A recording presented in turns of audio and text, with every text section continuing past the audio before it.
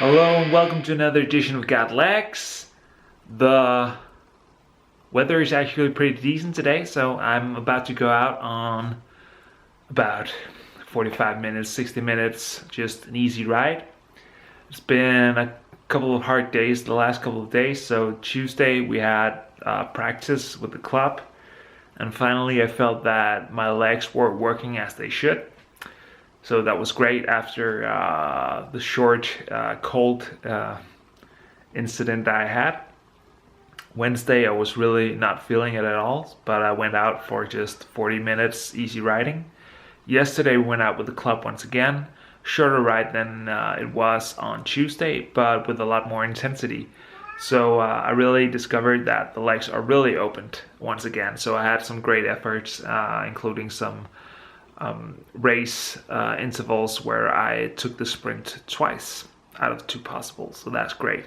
Even held over 1100 watts for 20 seconds in a sprint, so it's all coming together now, so I'm happy about that. So right now it's been a bit windy today, but finally the sun has come out as well, so it makes it a bit easier to go riding in windy conditions when the sun at least is shining, because it's been a bit overcast throughout the day. So I will jump on the bike and go out riding now.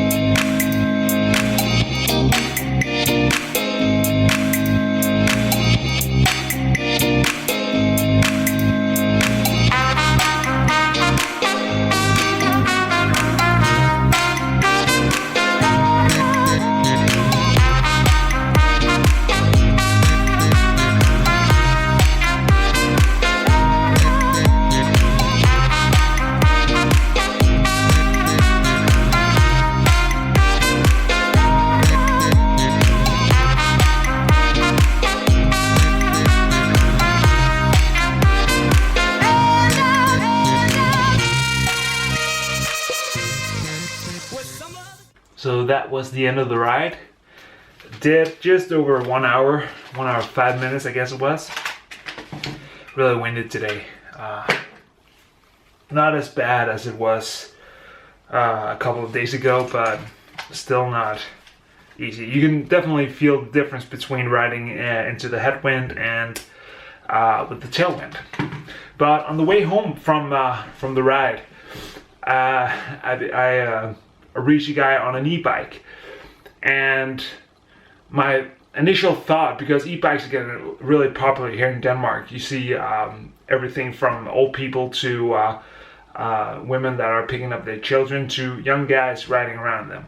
So usually my thought has been that they're just lazy, that they should get a real bike and let them get the exercise through that way.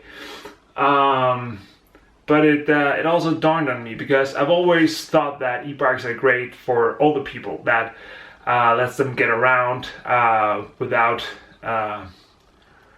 being worried about not getting home, because with the e-bike they get the aid if they go to not a far place, but if they go a distance that they normally wouldn't be able to cover, they are still able to get home without being totally wasted afterwards. There's a concern that if you put older people that might not have the same reaction time as young people have, that they're basically endangering themselves. Endangering? Isn't that when they're not endangering, but they're putting themselves to danger. I guess we'll always have old people, hopefully. But their reaction time is a lot slower than younger people is, and if you put them up and put them at a speed where they're riding faster than they normally would, their reaction time could make them subjects to crashes. But anyhow, back to the story, because this young guy was riding along and he didn't look like a guy that had any trouble with pedaling or any muscle damage that would disable him while riding a bike. So I was just thinking, my initial thought was, man, this guy's lazy, just get a real bike. But if you are working maybe 20 to 25 kilometers away from where you live, it's actually a great way of getting to work, because you could take the car, which would take out a lot of CO2 and all that stuff, and really isn't that good for the environment. Or you could go on a regular bike, which would mean that you'd probably be sweating a lot when you actually reach your destination. You would have to pack a really heavy bag and have to take a shower at your work. So if riding an e-bike actually allows you to go to work without taking the car, it's great. I like the idea of that. I really do. So thumbs up for e-bikes. Just don't use them in the wrong situations, and that is, if you have 500 meters to pick up your children, ride a normal bike. So the ride today was just basically loosening up the legs after the workout yesterday. Definitely feel the difference when you get home once again and the legs aren't hurting that much as they were in the beginning. And tomorrow is Saturday, so I'm thinking of going out and do something that I haven't done for quite a while.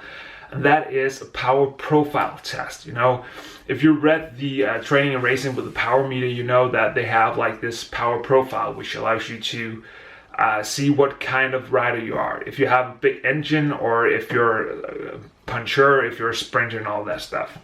It also allows you to set some different intervals. It allows you to find out your maximum 5-second power, your 1-minute power, your 5-minute power. That's about it, I think. And you hold that up against your FTP, which you do on a separate test, I believe. But anyway, I haven't done one of those in quite a while, so it's going to be interesting to see how I stack up against previous numbers. My guess is that I will be worse than I was previously. But the reason why I'm doing this these intervals, is because I couldn't really figure out what I wanted to do tomorrow. I could just go on a long ride once again. I could go on a ride and do some FTP and threshold and all those intervals, and then it's just dawned on me that maybe I should just do the test. You get I think you have to do the 5-minute test 2 times, and you have 2 or 3 times 1 minute, and then you have some sprints. So it's basically a perfect interval workout for you. So I think I'm going to do that, and just after that just ride along. So hopefully I'll get in around 4 hours, because spring is upon us, and that means that Easter is also around the corner. Here in Denmark we have the Easter lunch on Sunday in my family. So I won't be able to go on a long ride on that occasion, so I'll just do a couple of hours maybe, and then go to the lunch.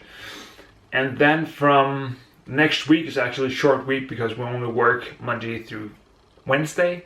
Then you get Thursday and Friday off, and then Monday in the following week as well. So hopefully I'll be able to put in a lot of miles through that period. And also I have my first race coming up, not long from now. I think it will be in Næstved, which is about 2 weeks from now, I think it is. And it will start with time trial, and I'm terrible at time trial, so I'm thinking that I might come in last, but I just love them. There's a race the day after, also in Næstved, and I'm not really sure that I'm going to participate in that. It's 114 kilometers, which isn't that bad, but it depends on how the legs are feeling after the time trial on Saturday. And actually the Tuesday prior to that, I probably will be racing in something called the Chrono Cup, which is a time trial cup with I think it's 4 different sessions. The first one is about 9 kilometers long, which is a pretty good distance for me, I guess. And I'm thinking about participating in that, just to get in some time trial miles. And I'm still gunning for riding the nationals, which is in June, and that will probably be around 40 kilometers or so. And I'll guarantee that I'll be dead last on that time trial. But I just like to have my name in the in the log that I actually participated in a national championship. So I will give the time trial bike some love over the next couple of weeks and months. So that's it for now, I guess it is. Yeah, and if you haven't seen it, go follow Phil Gaiman on his worst retirement ever.